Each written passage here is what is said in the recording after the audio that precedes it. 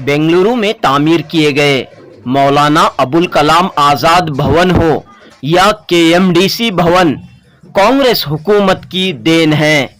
उस वक्त के वजीर आला सिद्धरामैया और वजीर अक़लियती बहबूद तनवीर सेठ की देन है। बीजेपी हुकूमत को इन इमारतों को इफ्तिताह करने का बस मौका मिला है। बेंगलुरु में कर्नाटक प्रदेश कांग्रेस कमेटी के अक़लियती शोबे के रियासती सदर और एमएलसी अब्दुल जब्बार ने ये बात कही। अब्दुल जब्बार ने कहा कि केएमडीसी भवन के इफ्तिताह के मौके पर वजीर आला बसवराज बोम्मई ने मुसलमानों, वक्फ, अक़लियतों की फलाह व बहबूदी के सिलसिले में जो बातें कही हैं, उन पर थोड़ा सा भी अमल हो जाए तो अक़लियतों का काफी भला हो सकता है। मैं सबसे पहले हमारे आली जनाब सिद्धरामैया साहब को मुबारकबाद देता हूं, क्योंकि उनके चीफ मिनिस्टर के दौर में हमारे जनाब तनवीर सेठ साहब एजुकेशन मिनिस्टर थे और माइनॉरिटी अफेयर्स मिनिस्टर भी थे।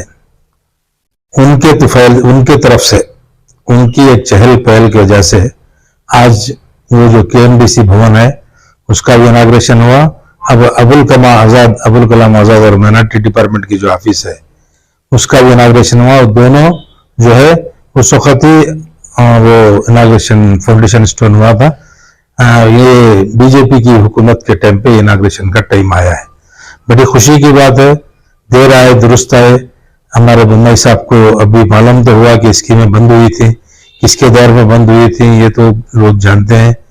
शुरू हमारे दौर में हुई थी, इनके दौर में पूरे स्कीमें बंद हो गई थी, लेकिन उनको अल्लाह अच्छा एक दिमाग दिया तो वो अगर एज ए सीएम सोचकर हमारे जो स्कीम बंद हुई है उसको पूरा फिर से जारी करें तो मैं मेरे कौम की तरफ से उनका मैं सबसे पहले शुक्रिया अदा करता हूँ।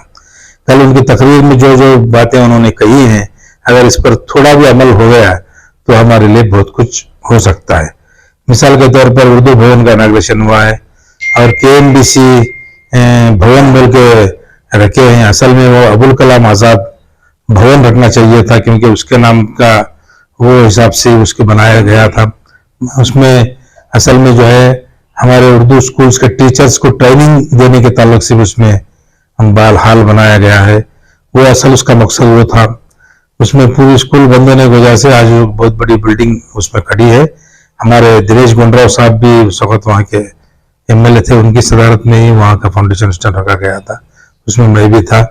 मैं हमारे तनवीर सेठ साहब, हमारे सिद्धरामैया साहब और हमारे दिनेश गुंडराव साहब, उनका मैं शुक्रिया अदा करता हूँ और कौम से मैं अपील करता हूँ कि उसका सही इस्तेमाल करके वो बिल्डिंग को आबाद रखे। सीएम ने सख्त अल्फाज में कहा कि जो वक्फ पर कब्जे हुए हैं उसे जो है वापस किसी भी सूरत में लेना चाहिए। जो वक्फ की जमीन है, अगर सीएम का इरादा ठीक है तो मेहरबानी फरमाकर बेल्लली की जो जमीन है, जो हमारे कागड़ तिम्मप्पा साहब के जमाने में फैसला हो चुका है डिप्टी कमिश्नर लेवल पे, जितनी बची है उसको हमारे हवाले करने के तलक से जो फैसला हुआ है, अगर सीएम साहब चाहें तो आज भी हमारे हवाले कर सकते हैं।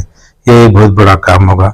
दूसरा जो है बेकार के मसले क्रिएट करना चंद लोगों की एक सेवा बन चुका है। मिसाल के तौर पर चमराजपट ईदगाह है और बहुत से ईदगाह हैं जो उनका मसला क्रिएट कर करके उठाया जा रहा है।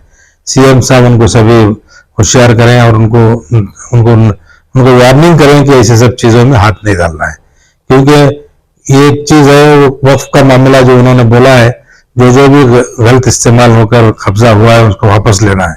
बड़ी खुशी की बात है, वापस लेना नहीं, जो है उसको भी बचाना भी है। जो है उसको छेड़खानी करके खराब रास्ते पर लाना नहीं है, जो है उसको भी बचाना है।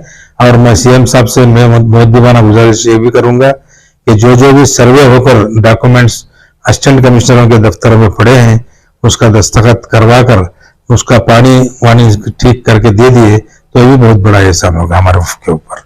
और जो भी है 2 साल हो गया मस्जिदों का कोई ग्रांट, एक पैसा रिलीज नहीं हुआ है। इसके बाद मस्जिदों का, खबरस्तान, कंपाउंडों का उसका ग्रांट रिलीज करने के तलक से भी सोचें। और साथ साथ माइनॉरिटी कॉलोनीज डेवलपमेंट का भी थोड़ा ख्याल करके, क्योंकि हमारे लोग जिस जगह बसते हैं वहाँ पे कॉलोनीज बहुत खराब हालत में है। कॉलोनीज डेवलपमेंट जो हमारा सिद्धरामैया के ज़माने में शुरू हुआ था, उसको भी री ओपन करके उसको भी फंड देने की कोशिश करेंगे हमारे मुंबई साहब। वो तो पहले हमारे पार्टी सेकुलर पार्टी में ही थे और बहुत ही सेकुलर, उनके वालिद भी सेकुलर हैं, सेकुलर थे, सेकुलर चीफ मिनिस्टर भी रह चुके हैं। ये पार्टी में जाने के बाद हमारे मुंबई साहब थोड़ा अलग अलग बात करते हैं, कभी कभी एक बार ठीक बात भी करते हैं। इसलिए मैं गुजारिश करूंगा कि इंसाफ चीफ मिनिस्टर होके एक घर का बड़ा बन सोच जो रखता है, घर का बड़े की जो सोच रहती है, उस तरह से रियासत के बड़े होकर हमें हर कौम के ताल्लुक से सोचने की कोशिश करें।